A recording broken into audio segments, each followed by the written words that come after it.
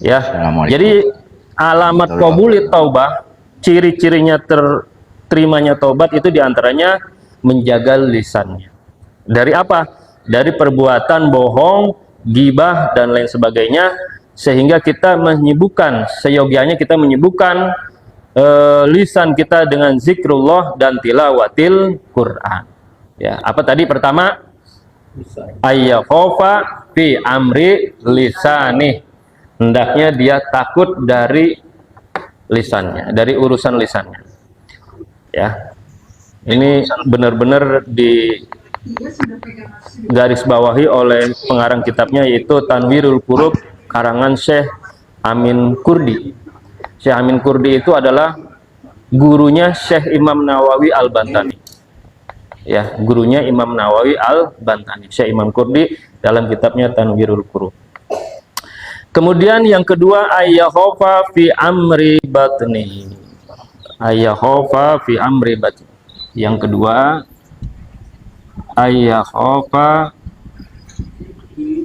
fi amri batni.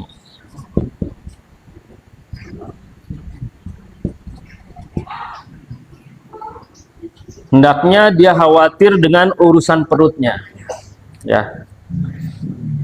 Urusan perut ini urusan kadang-kadang orang gara-gara perut bisa berantem dengan saudara kandung, ya enggak?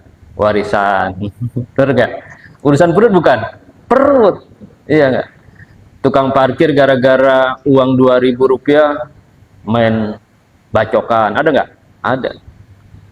Suami istri gara-gara urusan uang bisa bercerai, ada. Macam-macam urusan perut ini kadang-kadang menjadi melebar kalau kita tidak bisa menjaganya. Ayyakhofa, atau urusan-urusan sesuatu yang haram. Ya. Para pejabat yang gajinya besar itu kadang nggak cukup tuh dengan gaji yang besar, sehingga mereka harus ya sikat sono sikat sini. Alhamdulillah saya bukan pejabat.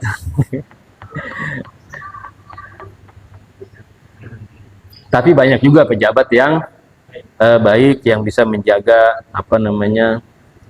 harkat martabatnya atau hartanya dari perbuatan-perbuatan yang dilarang Allah Subhanahu wa taala. Ya. Ayyakhofa fi amri batni fala yudkhila batnahu illa halalan walau qalilan.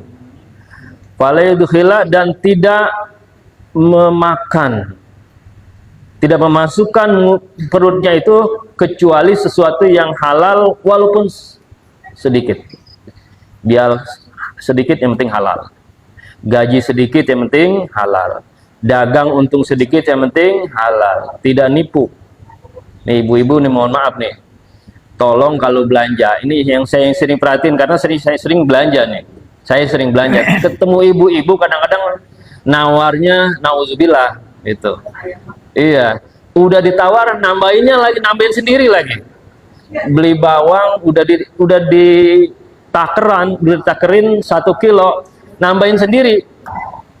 Kira-kira nambahin sendiri halal apa haram? Haram. Gara-gara nambahin sendiri 1 raup, paling berapa sih? 10 bawang, nggak nyampe 10 bawang. Itu menjadi haram semua akhirnya yang 1 kilo itu. Ya, lebih baik kita ikhlas, ridho, menerima apa yang itu timbangan yang kita itu. Ya. Jadi urusan perut ini hendaknya kita berhati-hati sehingga kita tidak memasukkan sesuatu kecuali yang halal. Ya, karena sesuatu yang halal menyebabkan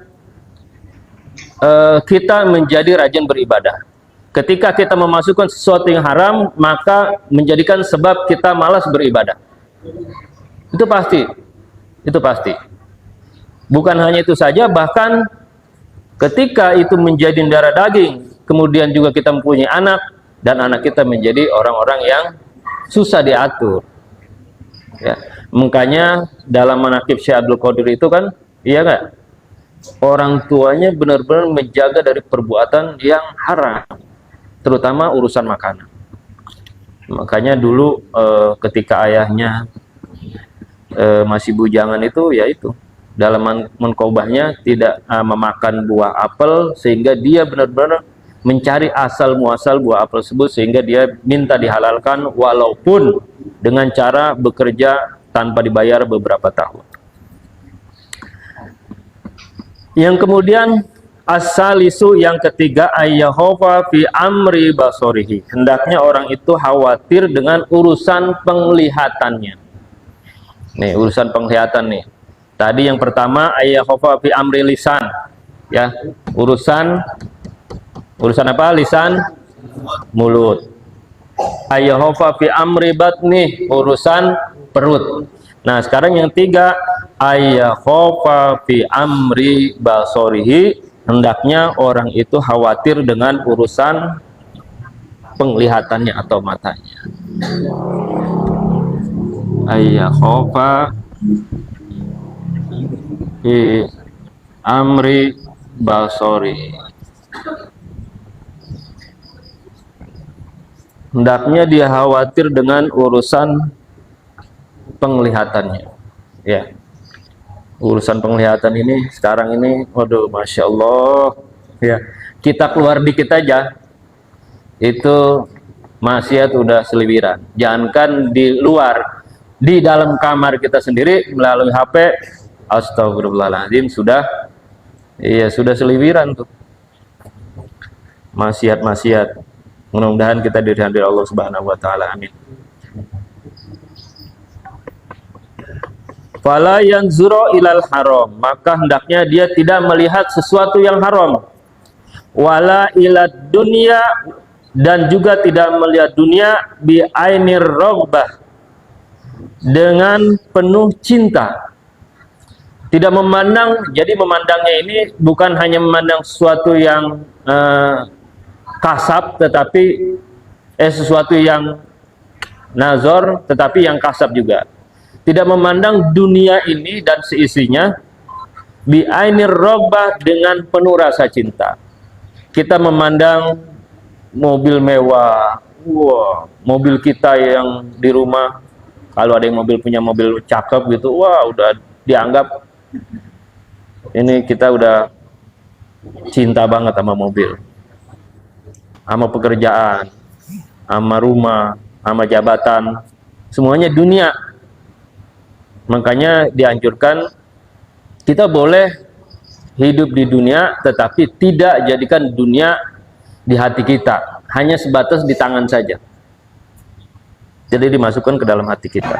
Wa inna ma yakunu nazruhu ala wajhil ibarah, dan tidak melihat dan hendaknya dia menjadikan semuanya itu ala wajhil ibrah, sebagai peringatan saja. Peringatan, ya. Jadikan dunia ini hanya sebagai tempat bersinggah saja, tempat persinggahan. Kalau tempat persinggahan itu kira-kira lama apa sebentar? Sebentar, namanya singgah, ya enggak? Akan tetapi akhirat adalah kehidupan yang sangat jauh dan abadi.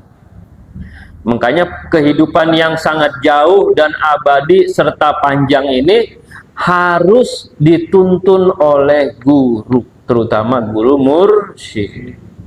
Kita pergi ke luar negeri aja, jangan ke luar negeri dah, ke Jogja, ke Surabaya, ke Malang, kita butuh guide, ya enggak? Kita butuh orang yang tahu pengalaman, yang pernah pergi ke sana. Keluar negeri misalnya, kita pergi ke Arab, umroh, butuh guide, butuh pendamping, butuh mutawib, dan lain sebagainya. Apalagi perjalanan akhirat yang sangat panjang, jauh, dan tidak pernah kita rasakan sebelumnya.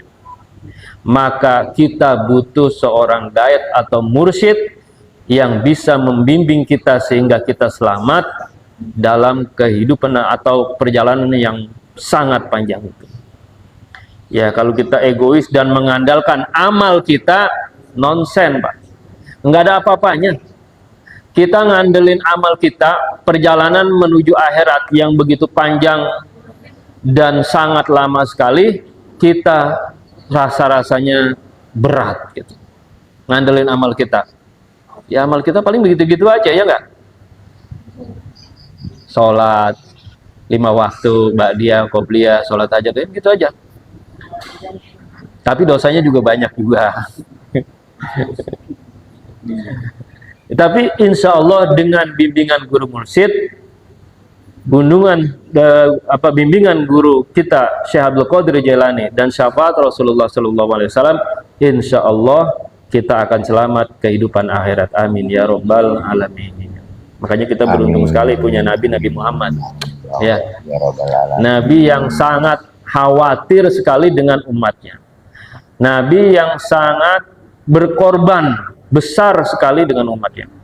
Kalau nabi-nabi yang lain ketika diajak beriman kepada Allah, ketika susah diajak beriman, mereka berdoa, udah hancurin aja ya Allah.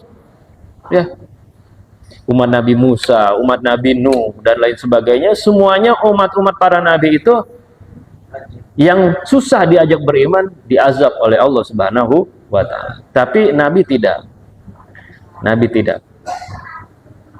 Walaupun ditimpahin sampai pelipisnya berdarah-darah, wajahnya kena darah, kemudian konon dikatakan bahwa giginya patah, itu sampai tidak marah. Bahkan malaikat yang marah gitu. Padahal malaikat tidak punya nafsu itu. Iya, malaikat yang sewot. Padahal malaikat tidak punya nafsu. Saking nggak teganya melihat Nabi dizolimi seperti itu. Akan tetapi Nabi berkata, tidak wahai malaikat. Kalau mereka tidak beriman, insya Allah anaknya beriman. Kalaupun anaknya tidak beriman, insya Allah keturunan atau cucu cicitnya beriman kepada Allah.